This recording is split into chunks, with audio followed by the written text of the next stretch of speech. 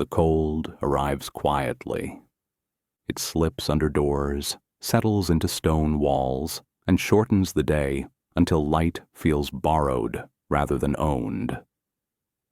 In medieval Europe, this moment of the year carried weight. Not metaphorical weight, real weight. Hunger pressed closer, illness spread faster, darkness stayed longer than anyone liked to admit. And then Christmas arrived, not as an escape from winter, but as a response to it. This was not a holiday built on comfort. It was built on control, on memory, on ritual repeated so often it became trust. Medieval Christmas food was never random, never casual, and never just about taste. Every dish carried meaning shaped by faith, fear, power, and survival. Tonight we're not looking at medieval Christmas as a curiosity or a list of strange foods.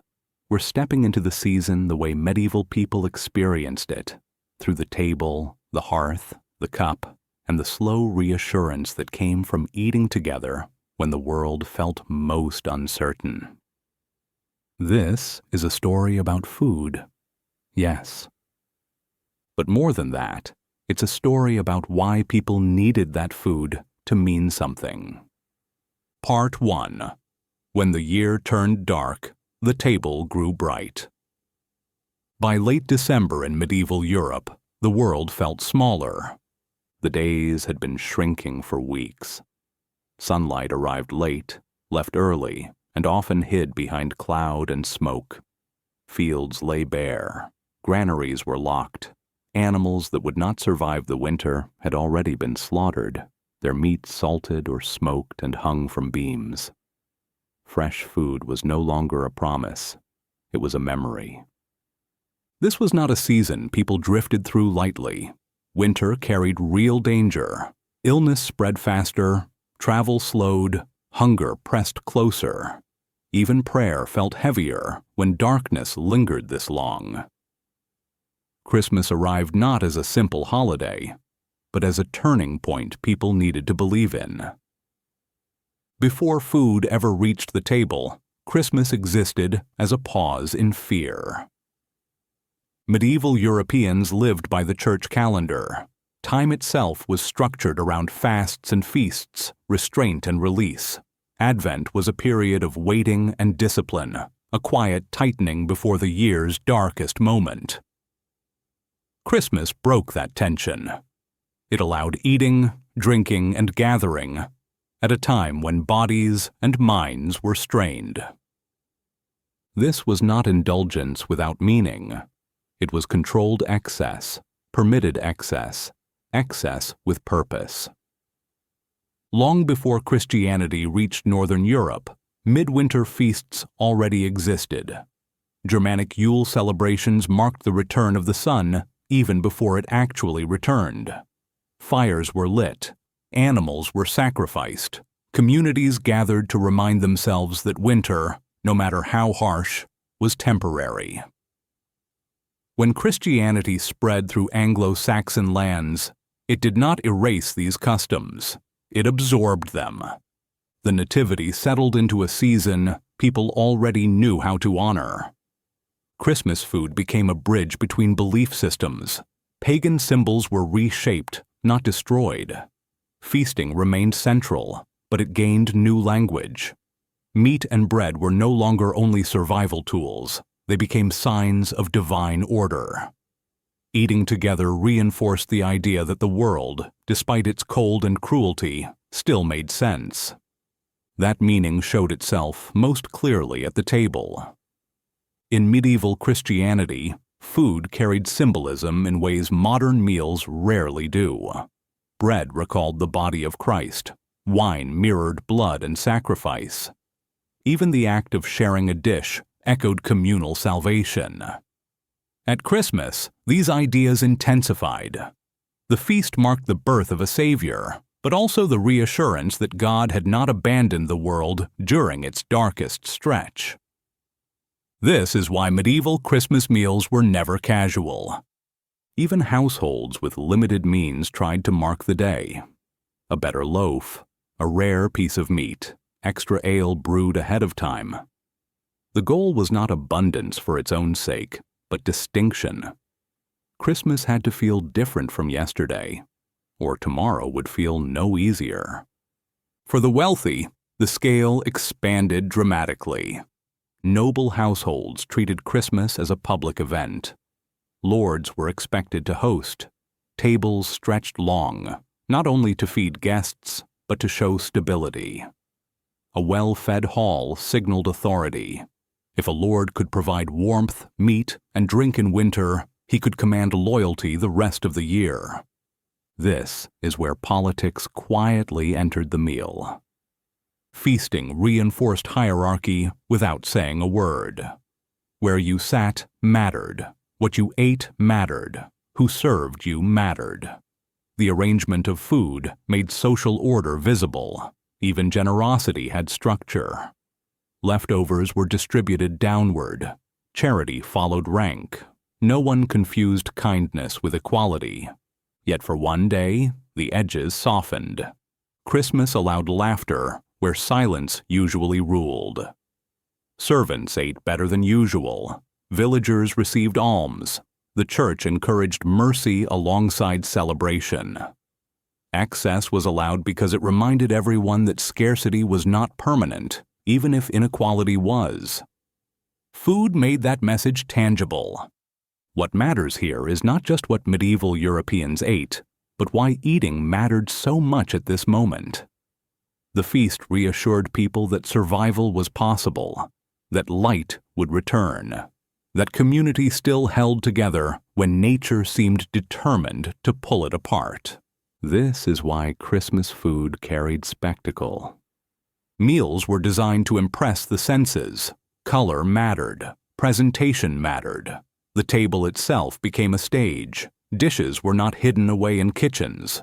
They were carried out, announced, admired. Sound mattered too. Songs, blessings, clatter, conversation. Eating was not private fuel consumption. It was shared proof of life. Behind the scenes, women did much of this labor. Noble women oversaw kitchens. Peasant women prepared what little they had with care. Their work rarely entered written history, yet it shaped every celebration. Recipes passed through hands and memory, not books alone. Christmas flavors often survived because women repeated them year after year, even when resources thinned. The church watched all of this closely and approved.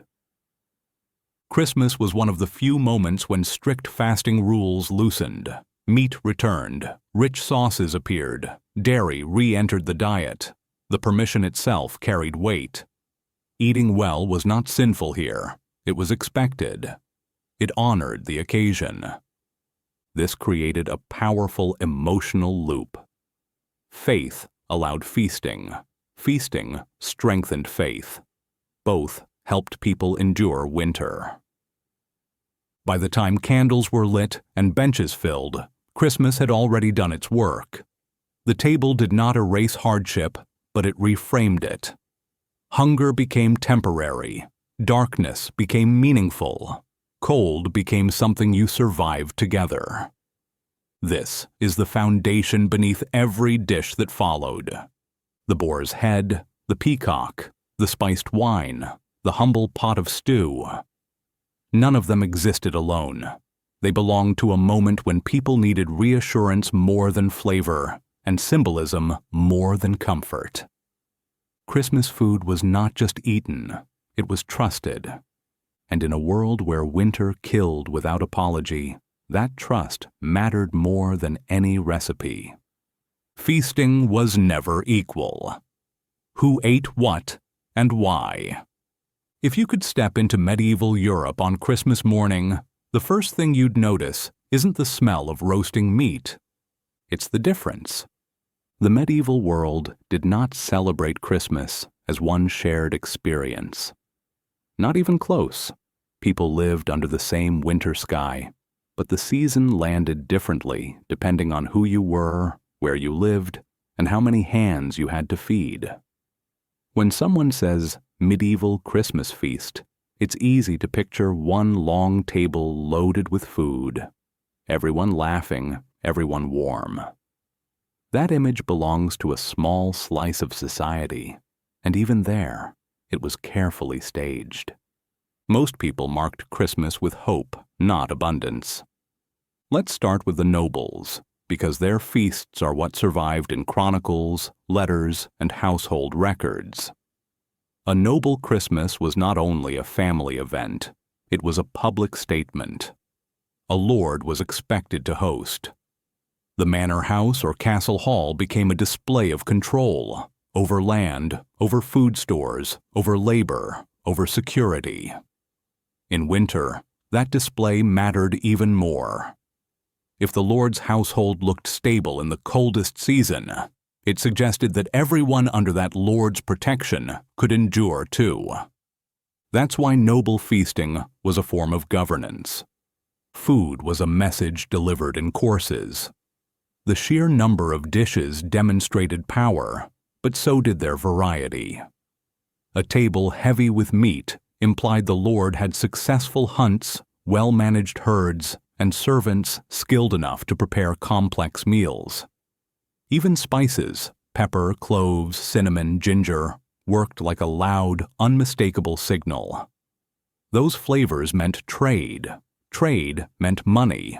Money meant connections, and connections meant influence. The dish was never only a dish, and the feast was never only about eating. The hall itself was arranged like a social map. Where you sat showed your rank. The best seats were closer to the high table, where the lord and honored guests sat under better light and often better warmth. If you were placed far down the hall, it wasn't just less prestigious. You also ate later, and often ate different food. Servants, laborers, and household staff might eat after everyone else, or in separate spaces entirely. Even in celebration, hierarchy stayed visible. Still, Christmas did soften the edges a little. In many places, lords offered seasonal charity, alms, extra bread, or leftovers distributed to tenants and the poor. Some households staged games, music, and entertainment that included wider participation. But it's important to understand the shape of this generosity. It did not erase inequality. It confirmed it. Charity in the medieval world often worked like a ritual. The powerful gave, the powerless received, and everyone was reminded who stood where. Now shift from castles to towns. Urban households lived by money in a more immediate way. They had access to markets, but they also faced high prices in winter and unstable wages. Christmas for a craftsman, shopkeeper, or merchant family could still be festive, often more so than we imagine, because towns were social places.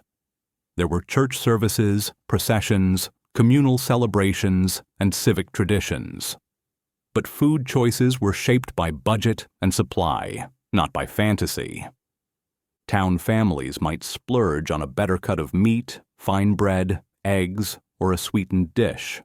They might buy spices in small amounts, a pinch rather than a pouch. They might brew ale or buy it from local producers, because beer and ale were safer than questionable water, and because sharing drink was part of social bonding. In towns, Christmas could feel lively, but it was rarely extravagant. For many urban families, the feast was a careful calculation. You see this in how medieval people used leftovers. A winter slaughter produced meat that had to be salted, dried, or cooked into dishes that stretched it further. That's one reason minced mixtures and spiced pies became popular over time. They combined small pieces of meat with fruit, fat, and seasoning, turning preservation into celebration. People weren't only chasing flavor, they were trying to make stored food feel special. And that brings us to the countryside, where most medieval Europeans actually lived. Peasant Christmas food was shaped by survival. Rural communities relied heavily on grains, legumes, vegetables, and whatever could be preserved. Most peasants did not eat large amounts of meat regularly. Livestock was valuable for milk, labor, and long-term security. Killing an animal was a serious decision. But Christmas was one of the few days in the year when families might choose to do it anyway, especially if they had a goose, a pig, or access to communal resources. Even then, meat at Christmas could mean something smaller than you'd expect. It might be a bit of salted pork added to a pot to flavor a stew. It might be a shared bird stretched across many mouths. It might be a rare opportunity to eat fresh rather than preserved. The pot mattered here. Pottage, foods cooked in a pot, was common because it was efficient. You could feed many people with one fire, one vessel, and whatever ingredients you had. You could thicken it with bread or grain. You could season it when possible. And if you had access to fruit stored from autumn, apples, dried plums, currants, it could become festive without being expensive. The medieval Christmas table, for most people, was not overflowing. It was meaningful, and the church shaped that meaning in a powerful way. The liturgical calendar gave people a pattern: waiting, restraint, then release. Advent's discipline made Christmas feel brighter. Even a modest improvement in food carried emotional weight because it arrived after controlled limitation. When you've been holding back, even a little extra feels like abundance. Religious rules also influenced menus in practical ways. In some regions and households, fasting traditions continued around certain days, which increased the role of fish. That's one reason eels, preserved fish, and regional seafood preparations show up in festive contexts. Almond milk also mattered, not because it was trendy, but because it helped people work around restrictions when dairy or animal fats weren't allowed. Medieval cooks were inventive because rules forced invention. And then there's the question nobody likes to ask: what about the hungry? Not everyone ate well at Christmas. Winter was the season when the poor suffered most. Crop failures, harsh weather, or loss of work could make December terrifying. In those circumstances, Christmas charity from churches and wealthy households could mean the difference between discomfort and disaster. That's why food giving became part of the season's moral identity. It wasn't only kindness, it was spiritual obligation tied to the belief that generosity mattered most when scarcity was sharp. So when we talk about medieval Christmas feasting, we're really talking about a layered world. At the top, feasting as politics and display. In towns, feasting as budgeted celebration. In villages, feasting as survival made ceremonial. For the poor, feasting as charity when available. And across all of it, the feast acted like public theater. It didn't just fill stomachs. It taught people how society worked, where they fit in it, and what they could hope for, at least for one winter night. That's why the dishes that appear in records, boar's heads, refeathered birds, spiced wines, are only half the story.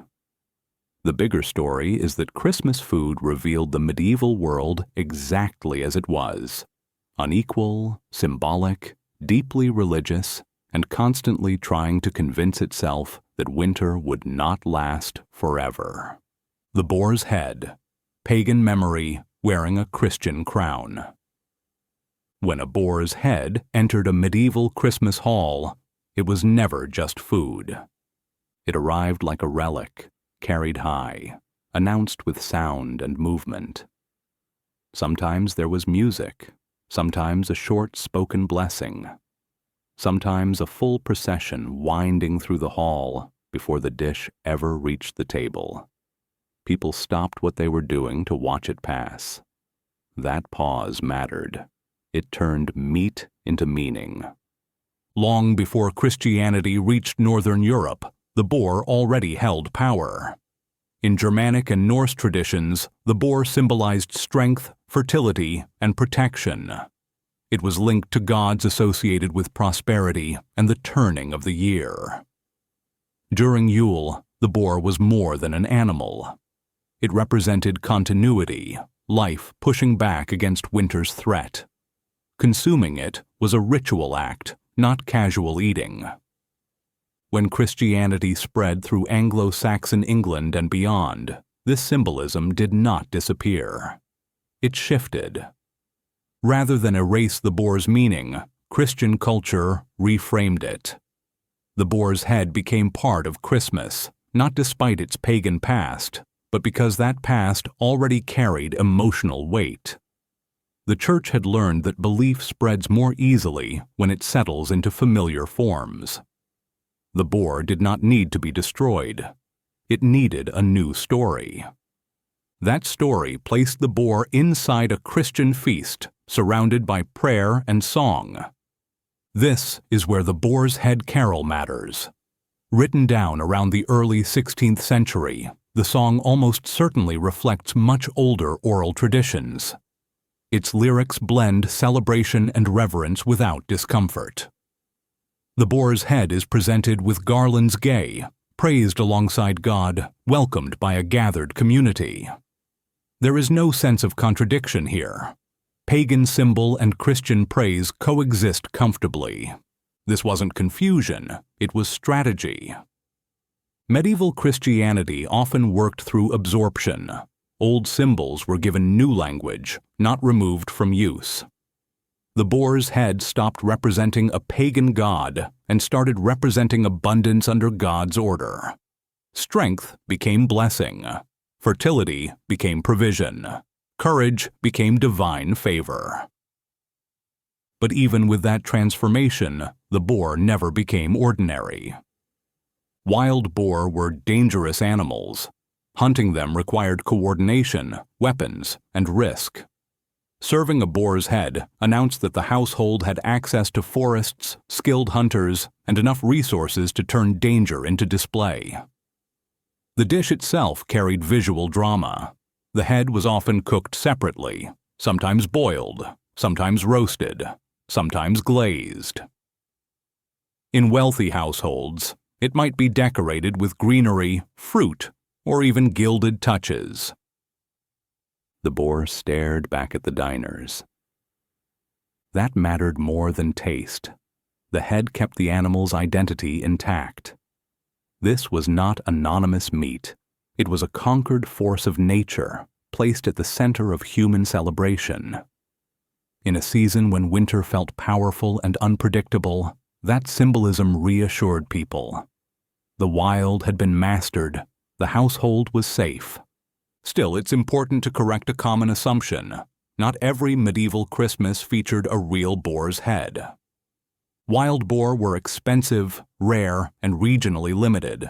Many households could not afford one, even if they wanted to. But that didn't exclude them from the tradition. In some places, bakers created cakes shaped like boars' heads. These were not jokes. They were substitutes that allowed households to participate symbolically when reality fell short. The shape carried meaning, even if the substance changed. This detail matters because it shows how deeply ritual outweighed realism. The presence of a boar's head, real or symbolic, signaled that Christmas had arrived. It transformed the table into a stage where ancient memory and Christian belief performed together. People didn't need to know the full history of the symbol. They felt it. Recipes from later medieval and early modern cookbooks give us hints about how the dish was treated. One German source recommends boiling the head, then basting it with wine, serving it with a dark, rich sauce, thickened with fat and flour. Sweet and sharp elements appear together: cherry syrup, sugar, spices like ginger, cloves, and cinnamon. Texture mattered too, with chopped fruit and nuts added for contrast. This combination wasn't accidental. Medieval cuisine often balanced flavors that modern cooking separates. Sweet and savory mixed freely because food was understood through bodily balance rather than preference.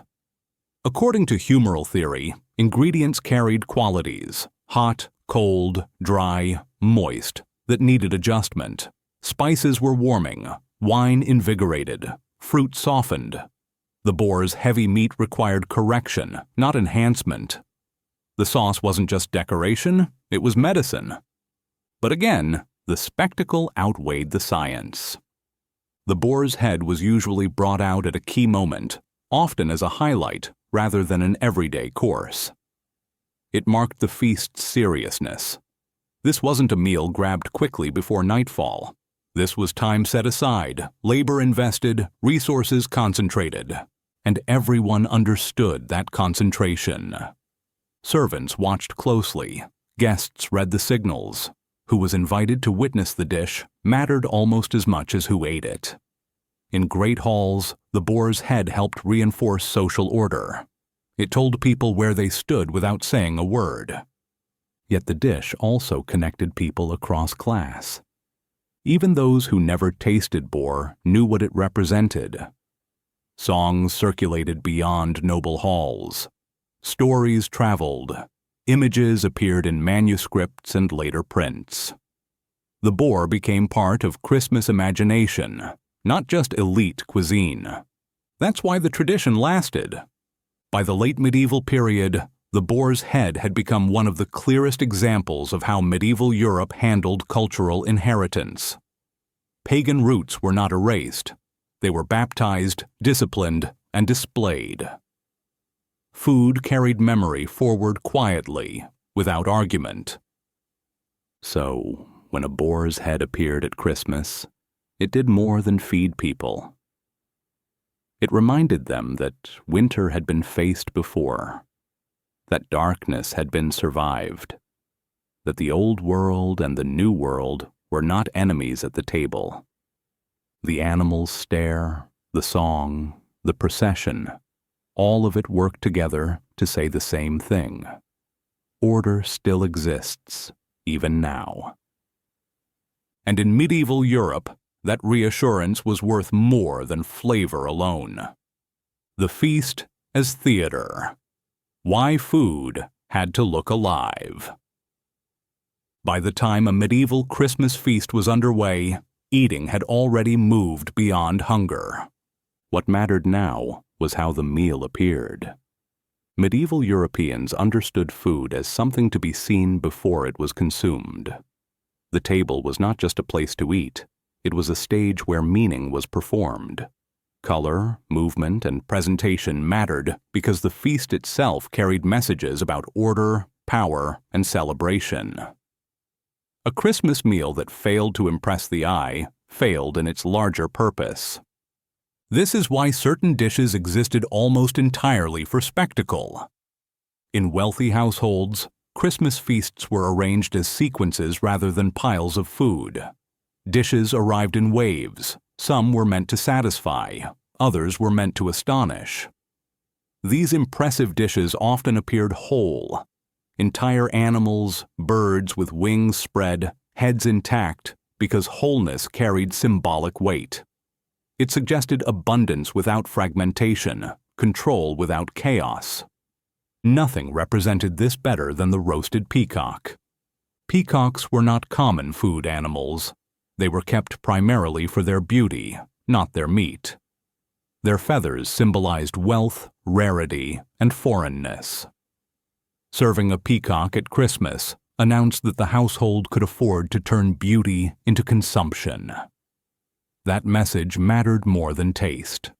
The preparation itself was carefully theatrical. The bird was skinned, roasted, and then reassembled. Once cooked, the skin and feathers were placed back over the body so the peacock appeared alive, standing proudly at the table. Sometimes the beak was gilded. Sometimes the eyes were replaced with glass. The goal was not realism, but wonder. This dish was not meant to surprise quietly. When the peacock entered the hall, it was often carried ceremonially.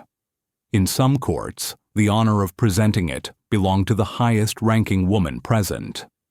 This detail is important.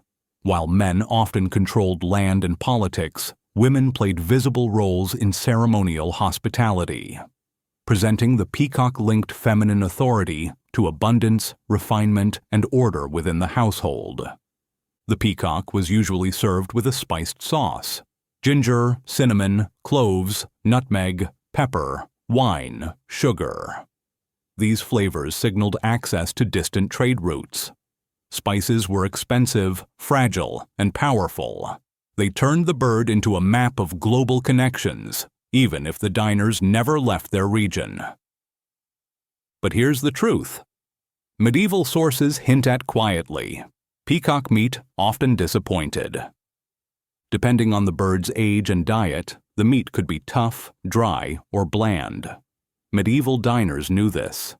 The value of the peacock lay in its appearance, not its flavor. That didn't make it foolish. It made it honest.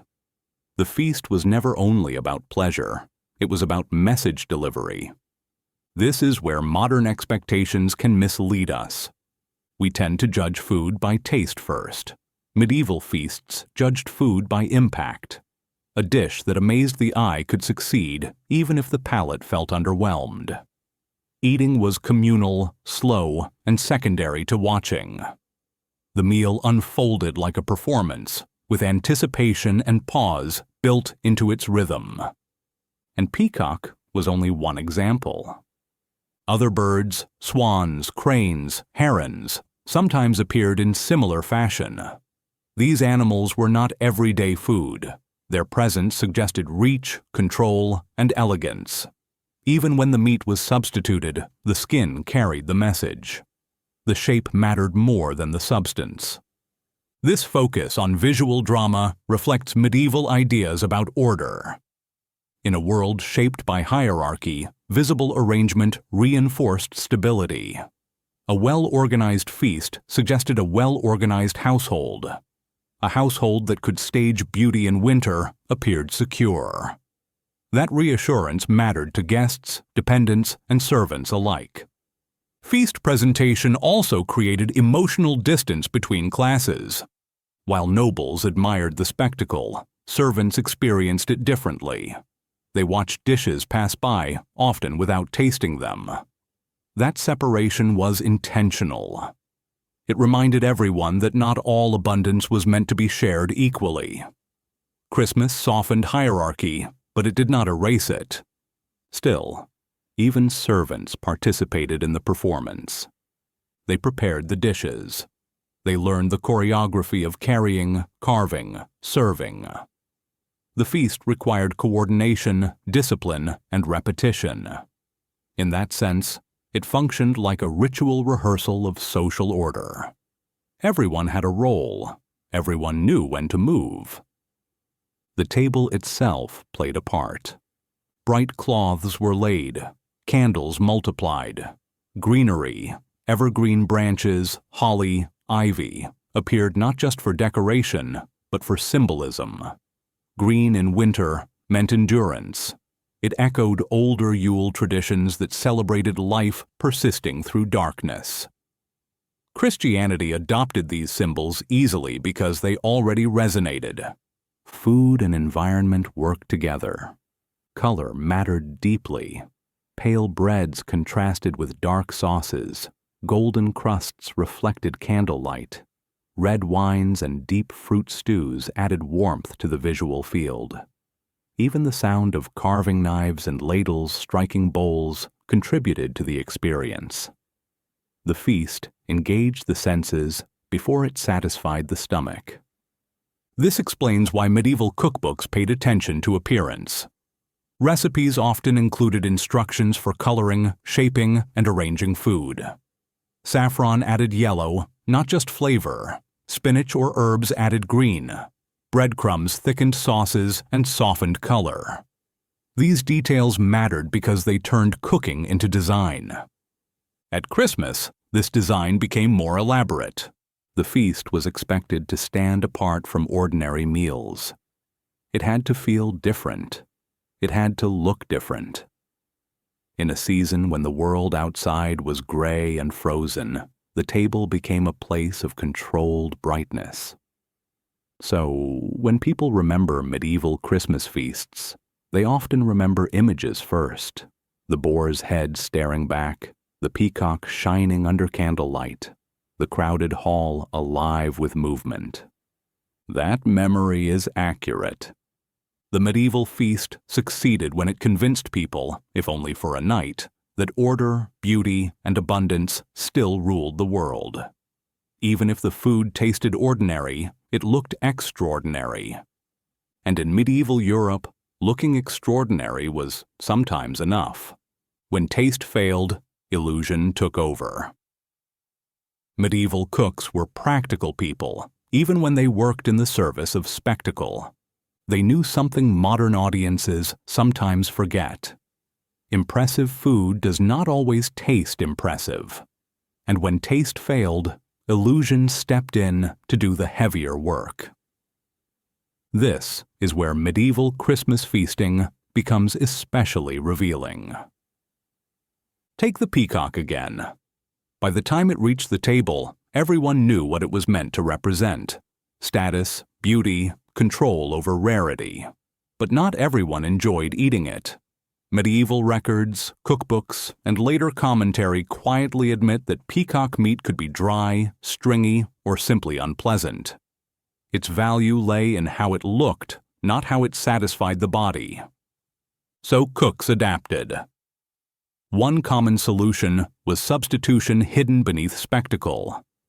The skin of the peacock was preserved carefully, while the meat inside was replaced with something better, often goose or another bird with richer flavor. Once roasted and reassembled, the dish looked identical to a true peacock, but tasted far better. This practice was not deception in the moral sense. It was refinement. The appearance carried the message. The meat carried the pleasure. This tells us something important about medieval priorities. Truth in food was visual and symbolic, not literal. The feast did not need to be honest in the way modern menus promise honesty. It needed to be convincing. A successful illusion was proof of skill, not trickery. If a cook could deliver beauty and enjoyment together, they had done their job well. This blending of illusion and function extended beyond birds. Medieval kitchens often reshaped familiar ingredients into unfamiliar forms. Meat was chopped, spiced, and reformed into shapes that suggested animals, symbols, or sacred ideas. Dishes were colored to appear rare or exotic. Sauces thickened with bread or almond paste masked inconsistencies in texture. The goal was consistency of experience, not fidelity to nature. Christmas amplified these practices. The feast was meant to astonish. Astonishment required control over surprise. That control came from understanding the limits of ingredients and compensating for them creatively.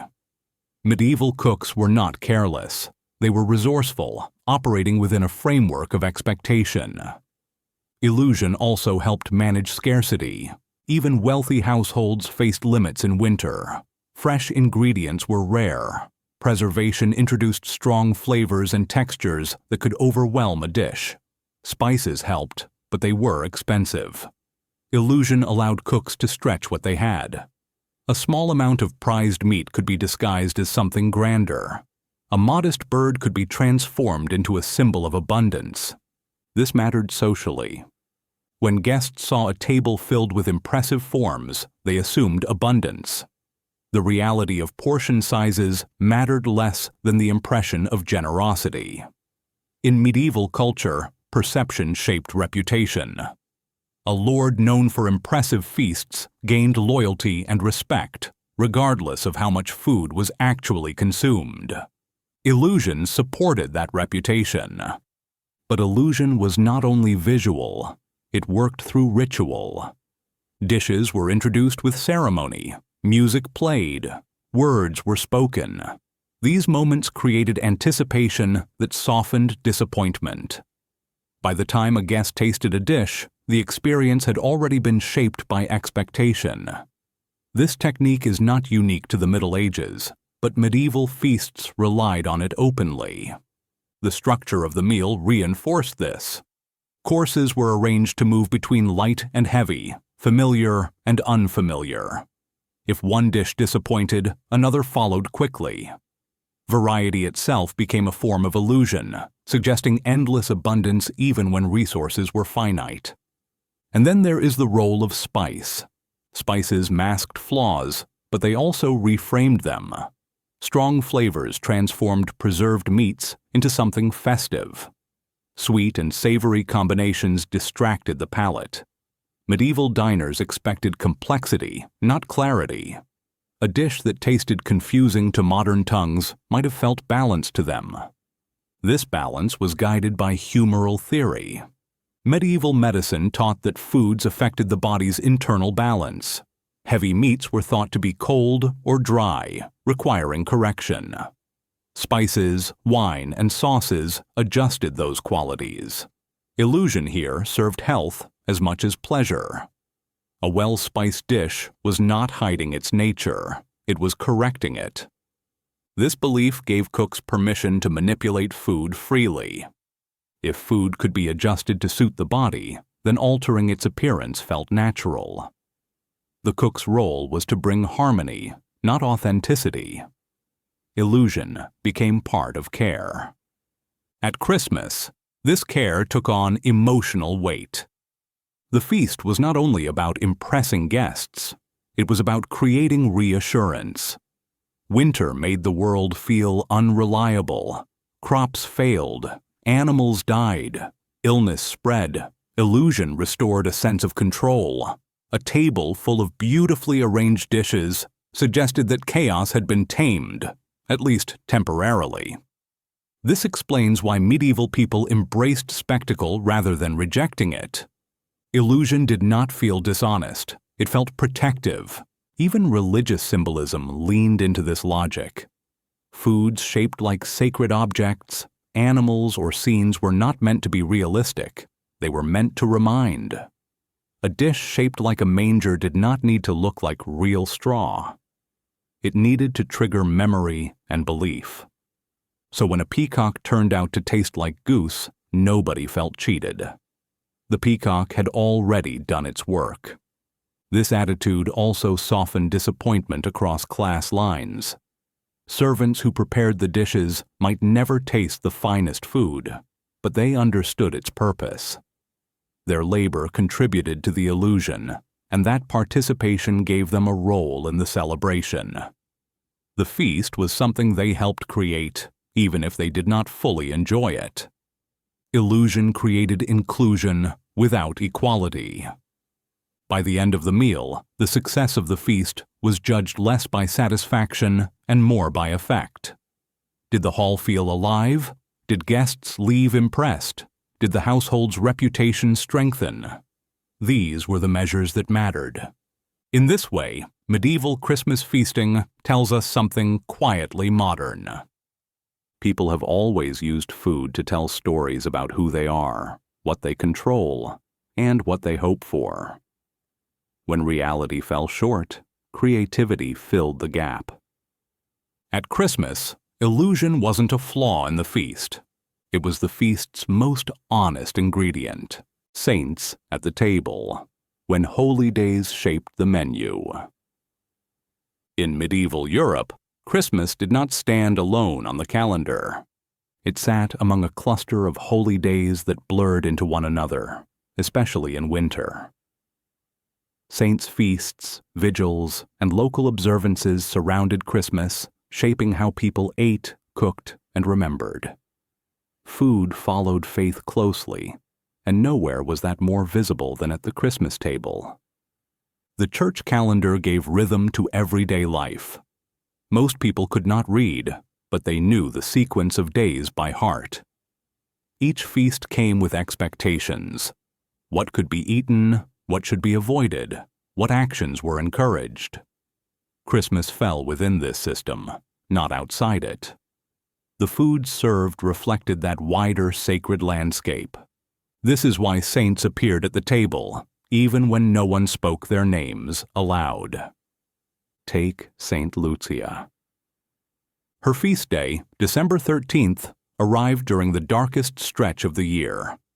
In parts of Europe, especially Scandinavia and regions influenced by Northern Christianity, Lucia's day carried powerful symbolism.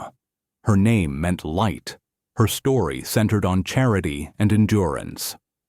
Over time, her feast blended naturally with the broader Christmas season. Modern retellings often fixate on the violence of her martyrdom. Medieval devotion approached her differently. Saints were not remembered for suffering alone. They were remembered for what their stories taught.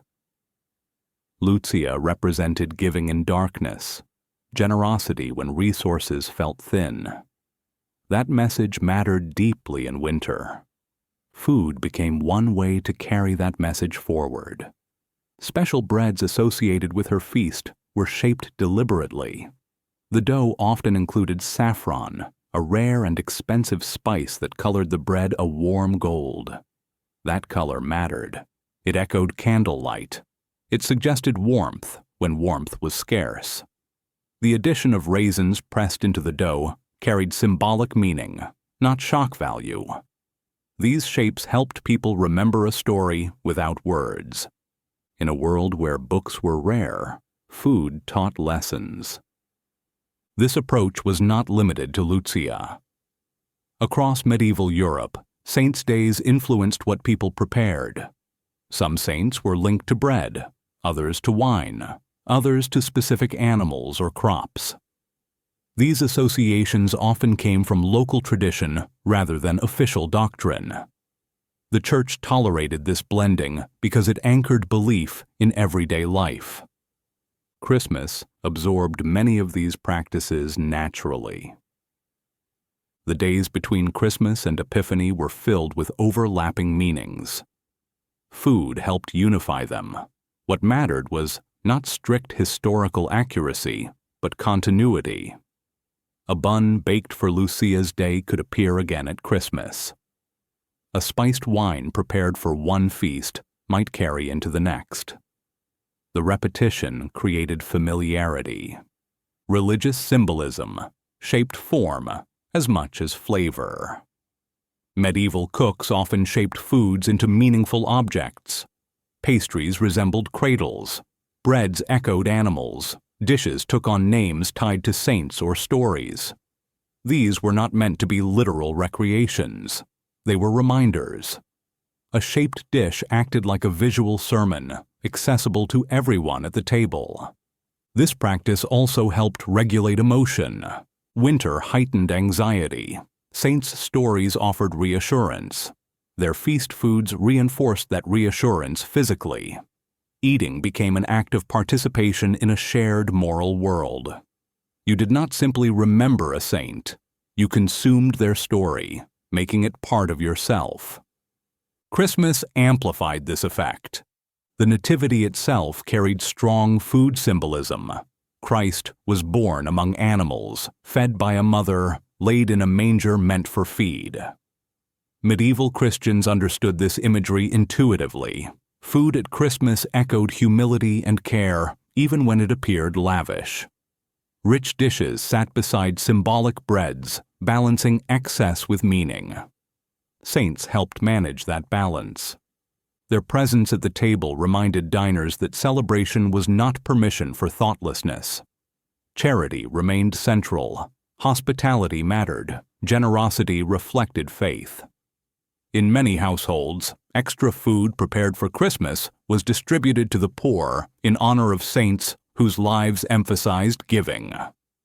Women played a crucial role here. In medieval households, women often controlled the rhythm of cooking and preparation. They passed down saint-related recipes through memory rather than text. A specific bread, spice blend, or shape might survive generations because women repeated it faithfully each year. These traditions rarely appear in official records, but they shaped lived religion. This made food a quiet form of authority. Through cooking, women preserved theology in practice. They taught children saints' stories without formal instruction. They kept feast days alive even when resources dwindled. At Christmas, this labor intensified. kitchens became places where belief took physical form. It's also important to note what saints' food was not. It was not meant to shock. Modern interpretations often focus on the macabre elements of martyr stories. Medieval devotion leaned toward endurance, protection, and hope. Foods associated with saints aimed to comfort, not disturb.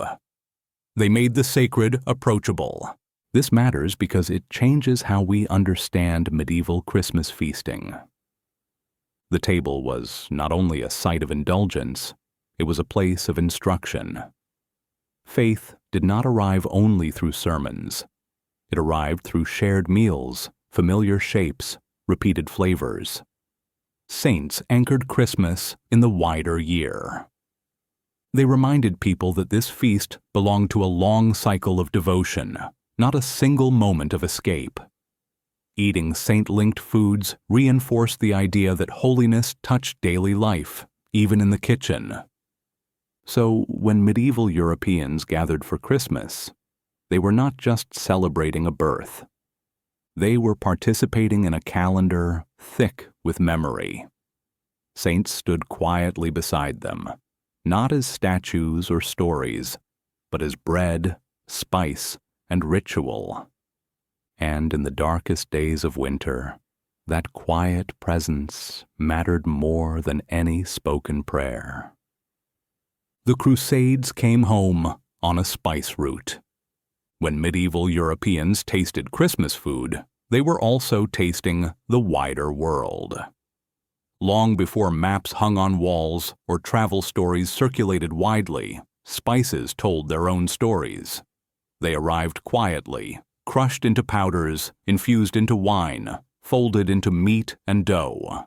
But every pinch carried distance. Every scent carried proof that the world was larger than a village, larger than a kingdom, larger even than Christendom. This mattered deeply at Christmas. Spices were not everyday ingredients. They were expensive, fragile, and hard to replace. Pepper, cinnamon, cloves, ginger, nutmeg. These did not grow in Europe. They traveled along long, dangerous routes that passed through the Islamic world, across seas, and through trading cities that thrived on risk and negotiation. By the time spices reached a medieval kitchen, they had already passed through many hands. Using them was never casual. At Christmas, spices announced connection. They signaled that the household, whether noble or urban, was not isolated from the wider world. Even a small amount suggested access to trade networks shaped by crusade, diplomacy, conflict, and commerce. The food itself became evidence of history. This is why spices appear so often in medieval Christmas dishes. They did more than add flavor. They added authority. A spiced dish implied that the host understood the world beyond local fields and forests. In noble halls, this reinforced political power. In towns, it reflected economic success. In both cases, spices transformed preserved winter food into something special. The Crusades accelerated this process. When Crusaders returned, they brought stories, goods, and tastes with them. Not everyone traveled, but ingredients did. Trade routes expanded, demand increased, spices moved from rare medicinal use into culinary practice, especially during feast days. Christmas, already associated with excess and generosity, became the ideal moment to use them. This is where mincemeat enters the story properly. Early forms of mincemeat were nothing like modern sweet versions. They were practical mixtures designed to preserve meat through winter. Finely chopped meat combined with fat, fruit, vinegar, or wine, and spices lasted longer and tasted better than plain salted cuts. Spices helped mask preservation flavors and aided digestion, at least according to medieval understanding. At Christmas, these mixtures took on new meaning. Spices were layered with symbolism. Medieval writers and later tradition associated them with the gifts of the Magi: gold, frankincense, and myrrh. While the exact connections varied, the idea remained. spices linked the nativity to the wider world. A spiced dish echoed that story without words.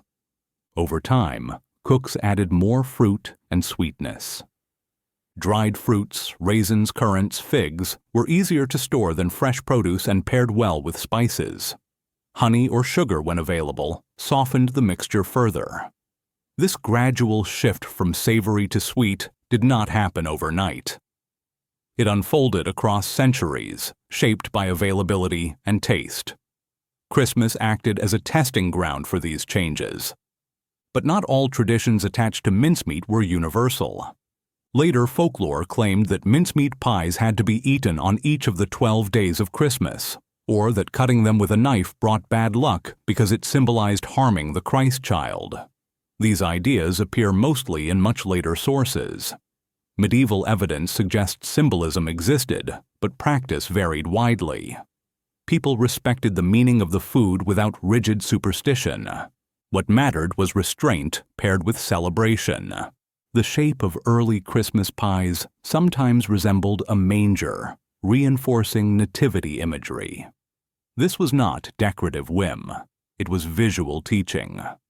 When literacy was limited, shape and repetition carried stories forward. The pie became both meal and reminder. Spices also played a role in drink. Spiced wines, often called hippocras or simply mulled wine, appeared frequently at Christmas. Wine itself was already a marker of status in northern regions. Adding spices elevated it further. These drinks usually ended the meal, warming the body and signaling the feast's close. The order mattered. Sweet, spiced wine settled the stomach and the evening. In a time when winter cold pressed into stone walls and thin clothing, warmth mattered. Spices were believed to warm the body internally. Medieval medical theory supported this belief. Cold weather increased cold humors, which needed balancing. Spices, considered hot and dry, restored equilibrium. Drinking spiced wine at Christmas was as much health practice as indulgence. This belief made spices feel responsible, not excessive. Even poorer households might save small amounts of spice for Christmas. A pinch added to stew or bread transformed an ordinary dish into a festive one. That transformation mattered emotionally. It signaled that this day stood apart from the rest of winter. Spices also reinforced social bonds. Sharing spiced food or drink meant sharing something precious. It created obligation and gratitude. Guests remembered such generosity. In a world where reputation mattered deeply, this memory carried weight. So when medieval Europeans ate spiced mincemeat, drank mulled wine, or flavored their meats richly at Christmas, they were not chasing novelty. They were tasting connection to distant lands, sacred stories, and each other. The Crusades did not only change borders and beliefs, they changed kitchens. And at Christmas, when people needed reminders that the world was larger than winter, spices delivered that message quietly, one warm bite at a time.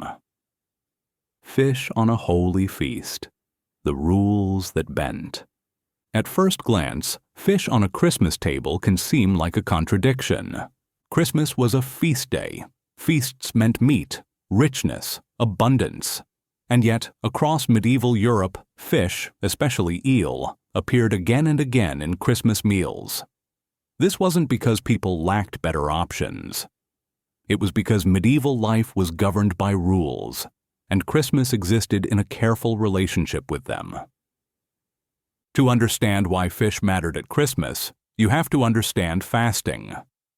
The medieval church regulated eating with remarkable precision. Certain days required abstinence from meat, especially the flesh of four-legged animals. These rules were not minor suggestions. They shaped daily life, weekly rhythms, and seasonal habits. Food choices were moral choices. Eating correctly was part of spiritual discipline, but Christmas complicated everything. The Nativity was one of the most important moments in the Christian year, and feast days allowed relief from restraint. Still, relief did not mean uniform freedom. Customs varied by region, household, and local interpretation. Some communities relaxed restrictions fully, others kept partial observance. And some traditions, shaped by habit more than law, simply carried on. Fish fit perfectly into this ambiguity. Fish were not considered meat in the medieval sense. They occupied a category of their own. This made them acceptable on days when meat was restricted, and respectable even when it was allowed. Serving fish at Christmas balanced indulgence with obedience.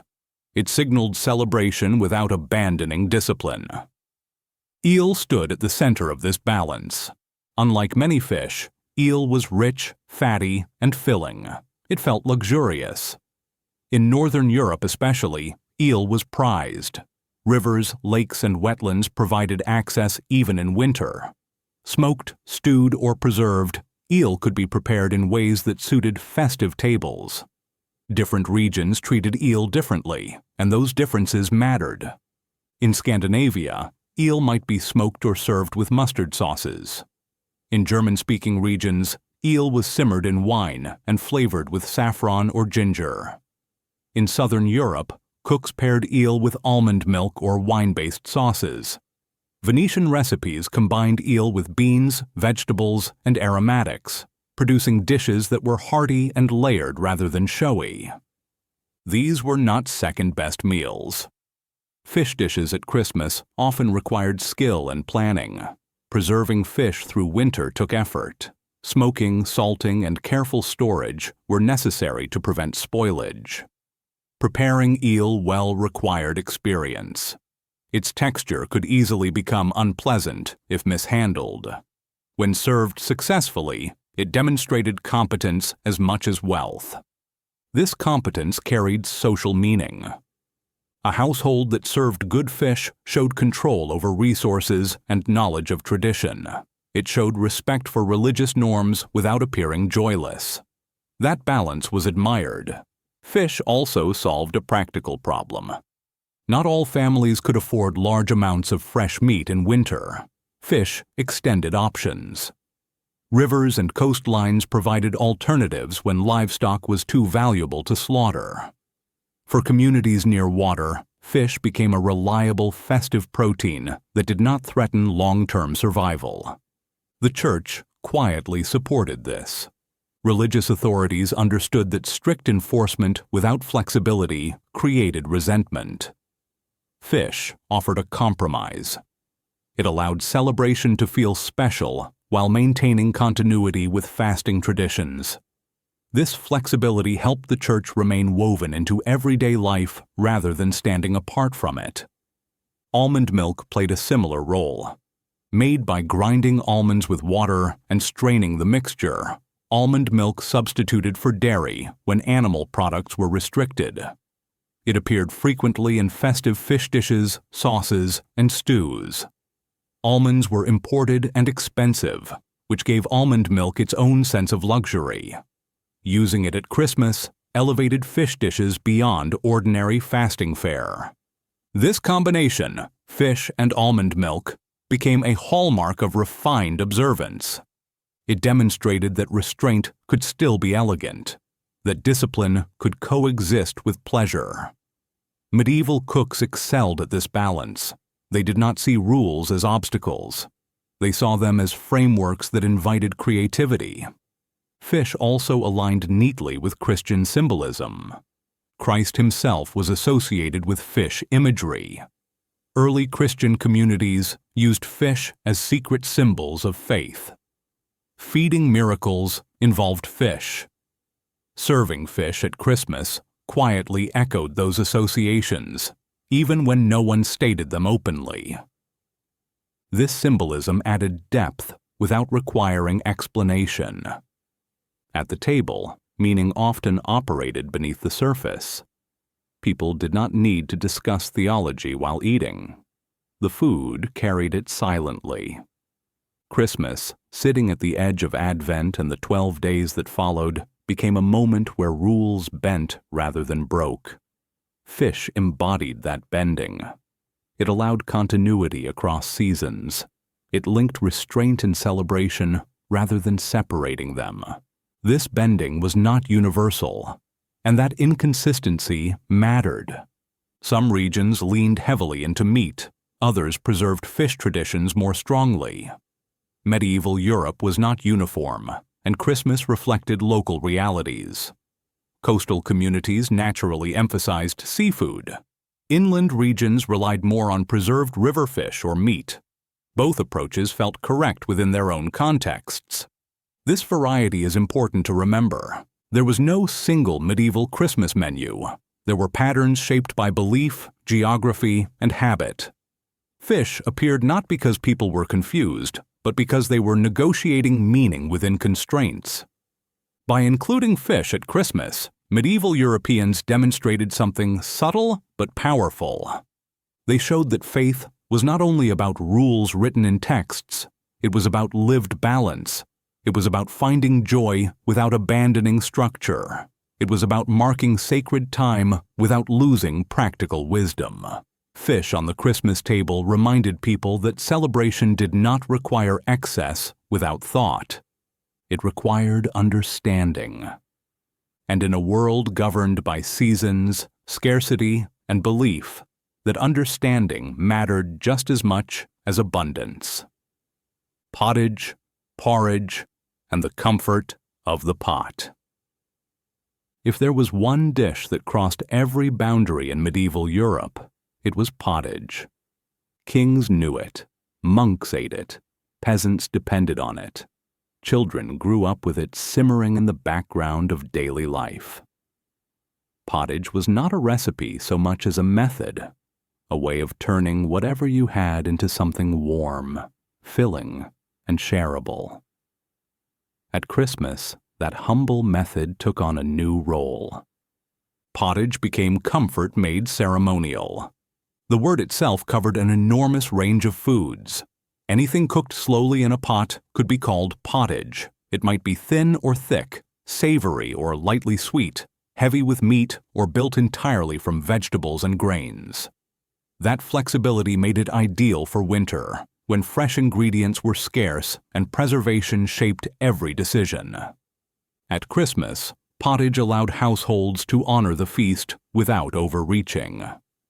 For wealthy families, pottage could be rich and complex. Beef or mutton might be boiled first, creating a strong broth. Wine or ale could be added. Spices appeared: cloves, nutmeg, ginger, especially on feast days. Dried fruits such as raisins, currants, or prunes added sweetness and texture. Apples stored from autumn softened as they cooked, thickening the pot naturally. This was not poverty food in these contexts. It was layered, deliberate, and deeply satisfying. The meat might be removed and served separately, while the enriched liquid became a dish of its own. Nothing was wasted. Everything was transformed. For less wealthy households, pottage served a different but equally important purpose.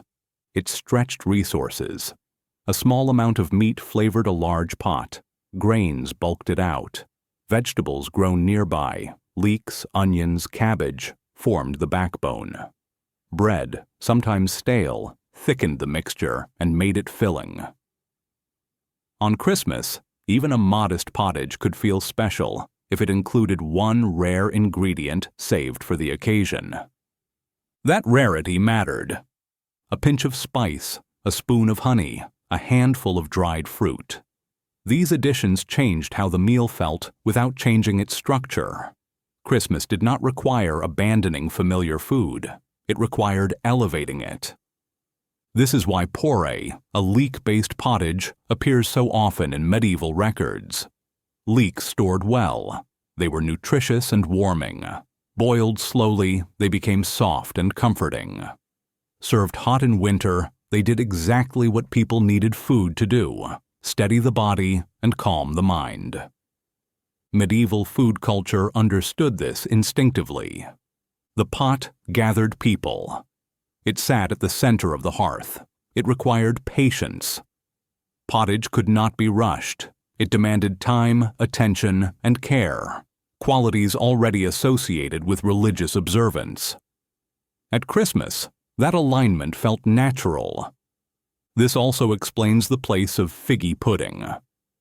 Despite its modern reputation as a solid dessert, medieval figgy pudding was closer to a thickened porridge or stew. It blended almonds ground into paste, wine or water, dried figs, raisins, ginger, and honey. Cooked slowly, it thickened into something spoonable, rich, and warming. This dish was not frivolous. Medieval people believed food affected health directly. According to humoral theory, balance mattered. Winter was cold and damp. Foods that were warming, nourishing, and grounding helped counter that imbalance. Almonds were thought to strengthen. Spices warmed. Dried fruits provided energy. Figgy pudding sat at the intersection of nourishment and celebration. In that sense, it functioned almost like seasonal medicine. This medical understanding shaped how people mixed ingredients. Meat and fruit together made sense because each corrected the other. Sweetness did not belong only at the end of a meal. It belonged wherever it helped the body maintain balance. Christmas pottages often reflected this thinking. They combined savory depth with gentle sweetness. They felt heavy enough to sustain, but soft enough to digest. After days or weeks of restraint, these dishes reassured the body that it was safe to relax. The pot also erased some social boundaries, at least briefly. While noble tables separated dishes by course and rank, pottage remained communal. It could be ladled and shared. Servants and laborers ate similar preparations, even if ingredients differed. At Christmas, this similarity mattered. It reinforced the idea that everyone belonged to the same season, even if not the same status. The hearth played a quiet role here. In medieval homes, the hearth was not just for cooking. It was where people gathered for warmth, conversation, and rest. A pot simmering there signaled continuity. Even as the feast introduced spectacle elsewhere, the pot anchored the celebration in familiarity. This balance between novelty and routine was essential. Too much novelty felt risky in winter. Too much routine felt bleak. Pottage offered a middle ground. It allowed tradition to continue while making room for festivity. It also allowed memory to travel. Recipes for pottage were rarely written down in detail. They were taught through demonstration and repetition. A mother showed a daughter how thick it should be. A cook adjusted seasoning by feel. Christmas variations became part of that knowledge, passed down quietly over generations. This is why pottage deserves more attention than it usually gets. It was not the most impressive dish. It did not arrive with ceremony. It did not inspire songs. Yet it fed more medieval people at Christmas than any other preparation. It carried belief without spectacle. In a season dominated by symbolic foods, boar's heads, spiced pies, gilded birds, the pot remained steady. It reminded people that celebration did not require abandonment of what sustained them the rest of the year. It required care, patience, and intention. So when medieval Europeans gathered at Christmas, the comfort of the pot mattered as much as the grandeur of the table. Because in winter, reassurance often arrives not through amazement, but through warmth shared slowly, one ladle at a time. Drinking the season, ale, posset, and liquid warmth. In medieval Europe, Christmas was not only eaten, it was drunk. Liquids mattered in winter in ways that are easy to overlook today. Cold seeped into stone walls, into clothing, into bones. Food helped, but drink worked faster. A warm cup passed from hand to hand carried comfort, nourishment, and reassurance all at once. At Christmas, drinking was not reckless celebration. It was practical, social, and deeply woven into daily survival. The most common drink at the medieval Christmas table was ale. Ale was everywhere. It crossed class boundaries more easily than almost any food. Lords drank it. Laborers relied on it. Children consumed weaker versions. Unlike modern beer, medieval ale did not contain hops. It was brewed from grain, water, and yeast, sometimes flavored with herbs. Because clean water could be unreliable, ale was often safer to drink. It was also food. Ale contained calories and nutrients. It sustained people through long workdays and cold nights. At Christmas, stronger batches might be brewed ahead of time, saved specifically for the feast. Serving ale signaled hospitality. Refusing to share it would have felt unthinkable. Household brewing was common, especially among women. Alewives and household brewers controlled production. Brewing knowledge passed through practice, not instruction manuals. Timing mattered. Fermentation took days. Ingredients had to be planned. A successful Christmas ale required foresight, which gave it additional value. It represented preparation and care. Christmas drinking also reinforced community.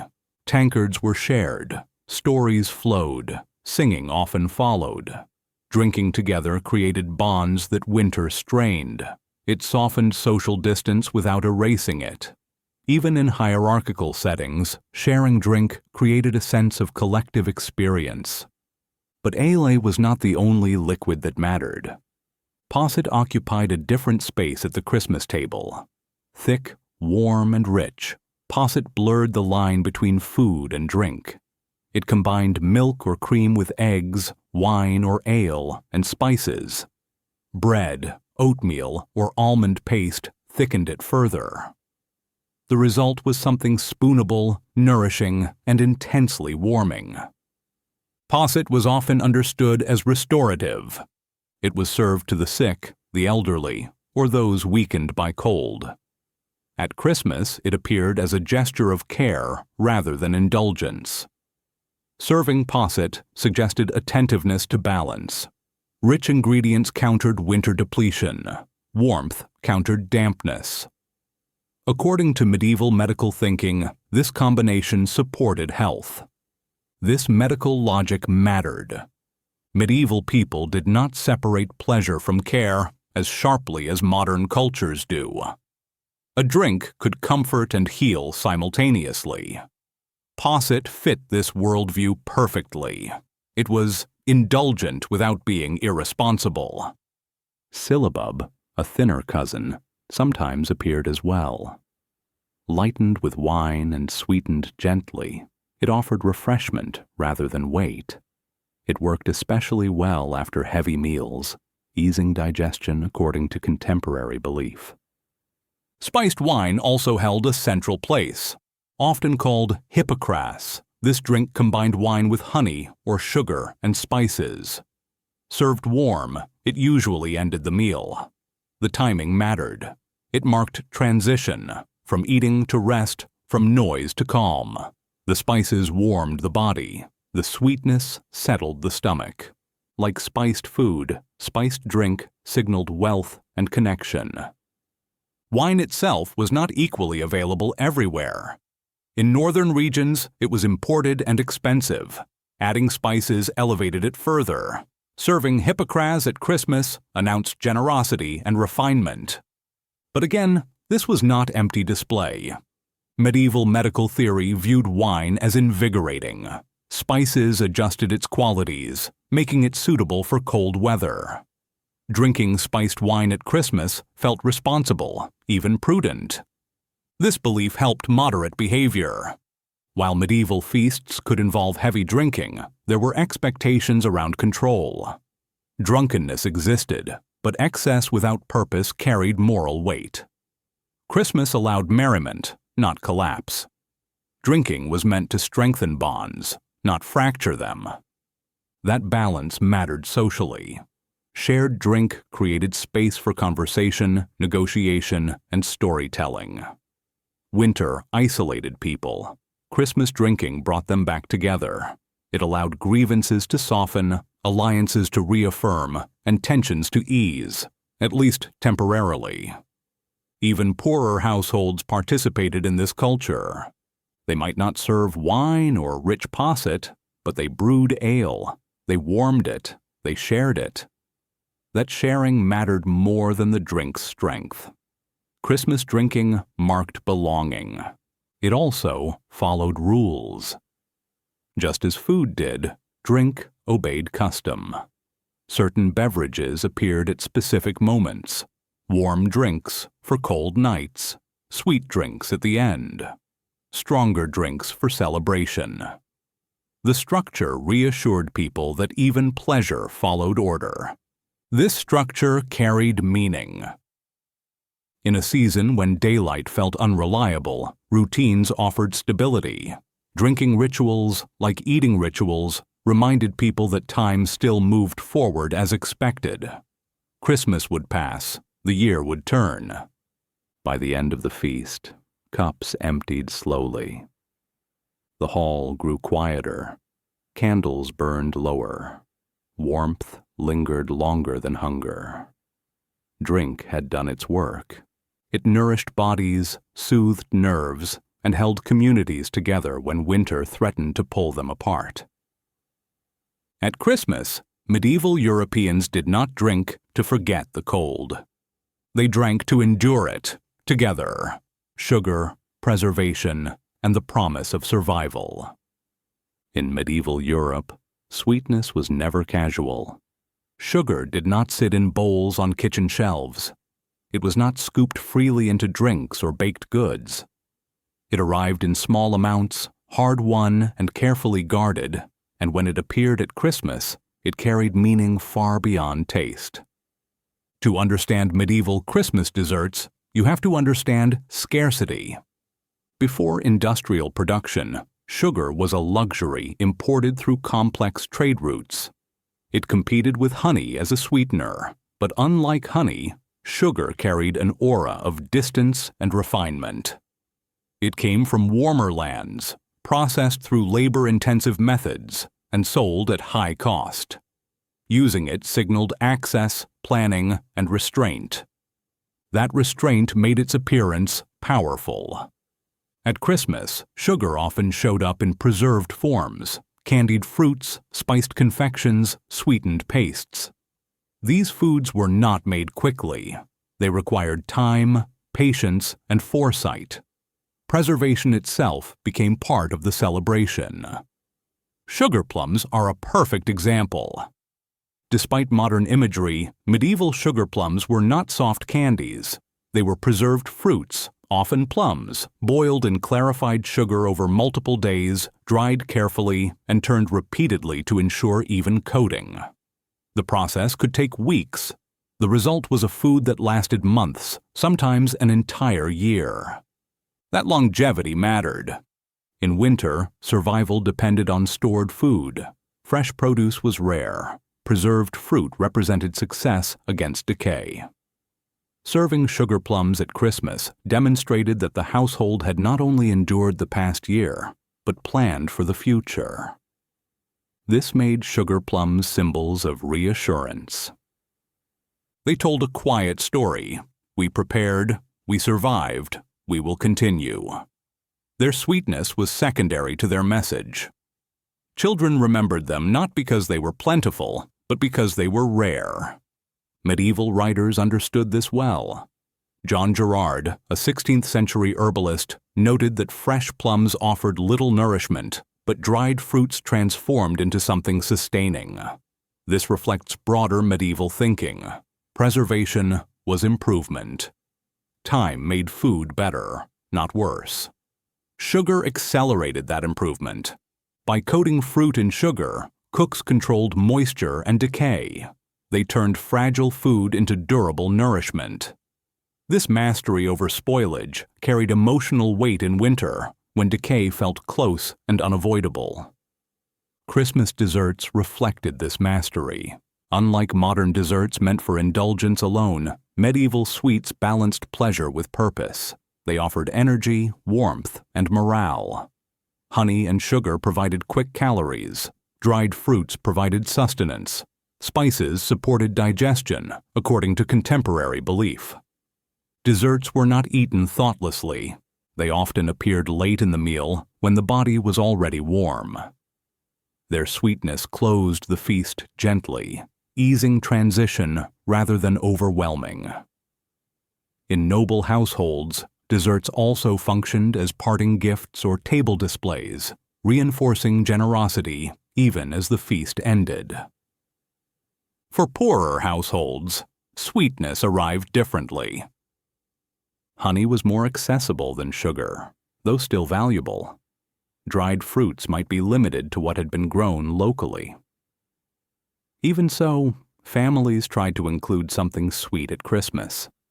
A small spoon of honey, a few preserved berries. These gestures mattered. They marked the day as distinct. Again, Christmas elevated familiar practices. Preservation happened all year. Christmas highlighted it. The best of what had been saved appeared now. This act honored the labor that made survival possible. It acknowledged the past months of restraint and care. Sugar also played a role in medicine. Medieval medical theory viewed sweetness as nourishing and comforting. Sweet foods strengthened the heart and spirits. In winter, when melancholy was believed to increase, sweetness helped restore balance. This belief made desserts feel responsible rather than indulgent.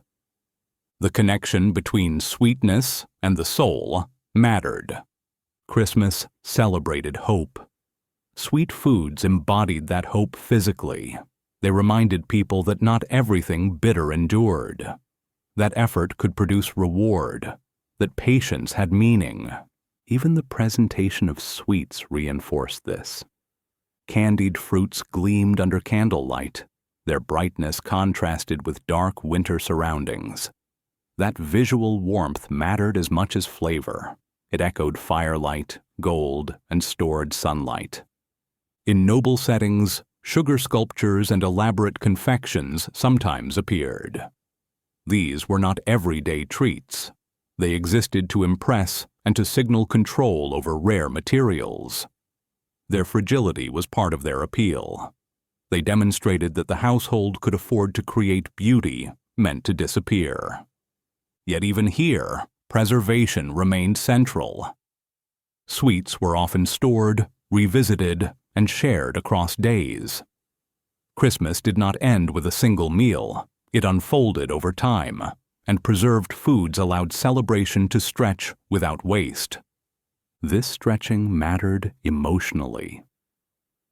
Winter felt long. Celebrations that lasted only a moment felt insufficient. Preserved sweetness extended comfort beyond the feast itself. By the end of Christmas, sugar had done its work. It had lifted spirits, reinforced survival, and marked continuity. It reminded people that planning mattered, that endurance could be sweet, that care taken months earlier still paid dividends. In a world where hunger was always close, sugar did not symbolize excess. It symbolized control over uncertainty. And at Christmas, when uncertainty pressed hardest, that control tasted sweeter than any modern dessert ever could. Christmas was never about food, until it was. By the time the last dish was cleared and the final cup set down, medieval Christmas had already done what it was meant to do. It had steadied people. This is the part that often gets missed when we focus on recipes and spectacle. Medieval Christmas feasts were not built for pleasure alone.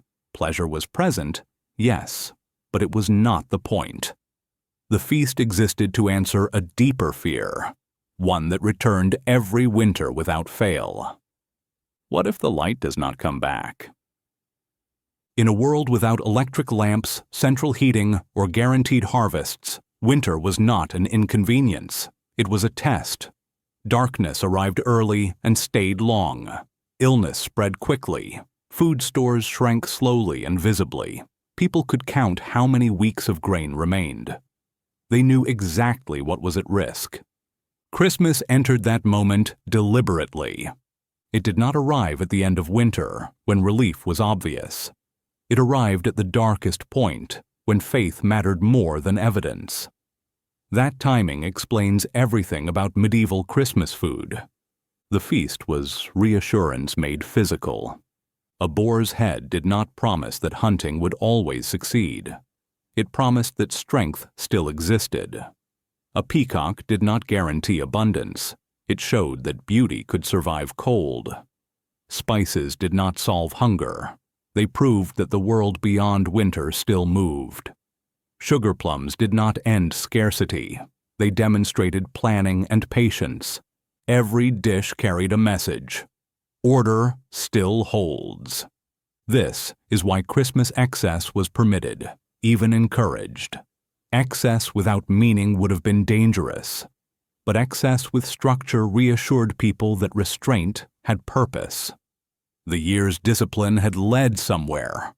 The reward was not endless. It was contained, timed, and shared. That containment mattered. Christmas did not erase hierarchy. It did not erase hardship. It did not promise equality. What it offered instead was continuity. The world remained harsh, but it remained understandable. Rules still applied. Seasons still turned. God still watched. Food helped people believe that. Think about how carefully medieval Christmas meals balanced opposites. Meat appeared after fasting, but not endlessly. Sweetness followed heaviness, not replaced it. Warm drinks closed the meal, not escalated it. Even spectacle had limits. The feast astonished, then settled. Nothing spiraled out of control. That restraint separated medieval Christmas from chaos. It also separated it from despair. People left the table not drunk on indulgence, but steadied by ritual. This steadiness extended beyond the hall. Leftovers were distributed. Preserved foods carried celebration into the following days. Charity reinforced moral order. Saints' stories lingered in memory. Songs repeated familiar words. The feast echoed forward, just enough to soften winter's length. This is where the provocative truth sits. Medieval Christmas feasting was not about food until food became the safest way to talk about fear. People did not gather to eat because they were hungry. Hunger was constant. They gathered because eating together turned anxiety into something manageable. It gave shape to uncertainty. It made survival feel shared. Modern culture often treats medieval feasts as strange, excessive, or theatrical curiosities. But those qualities existed for a reason. When you strip away modern comfort, what remains is a simple logic. When the world feels unreliable, people build meaning out of repetition. They return to the table. And that habit has not disappeared. Look closely at modern Christmas meals. The same dishes appear year after year. Arguments break out when traditions change. People cook far more than anyone needs. Food appears even when no one is truly hungry. None of this is logical if eating is only about nutrition. It makes sense if eating is about reassurance. We still gather when the year turns dark. We still mark time with dishes that mean something beyond taste. We still use food to tell ourselves that life remains ordered, even when the world feels unstable. The medieval feast did not invent this instinct. It revealed it clearly. When medieval Europeans sat at Christmas tables, they were not celebrating excess for its own sake. They were practicing hope, quietly, repeatedly, with rules and symbols that made fear tolerable. Food allowed them to touch that hope. Not through words, which can feel fragile, through substance, which feels real, through warmth, which counters cold, through sweetness, which pushes back against bitterness. This is why medieval Christmas food still echoes today. Not because we want boars' heads or peacocks, but because we recognize, even now, that winter demands more than survival. It demands meaning. And when meaning feels hard to find, people do what they have always done. They gather, they cook, they eat, not because they are hungry, but because, deep down, they are still afraid of winter, and they still believe the table can protect them. When the candles burned low and the last dishes were cleared, medieval Christmas did not end with satisfaction. It ended with steadiness. The feast had done its work, not by solving winter, but by making it survivable. It reminded people that order still existed, that restraint had purpose, that light, even faint light, would return. Food made those ideas tangible in a way words alone never could. Nothing about medieval Christmas feasting was accidental. The excess had limits. The rules bent but did not break. The symbolism mattered as much as the nourishment. Every dish whispered the same reassurance. The world still holds together, even now. And that message hasn't faded. We still return to the same meals year after year. We still argue over tradition. We still cook more than we need and feel uneasy if the table looks bare. We still gather when the year turns dark, not because we're hungry, but because something deeper asks to be fed. Medieval Europeans understood this without needing to explain it. They trusted the table, and whether we realize it or not, we still do too.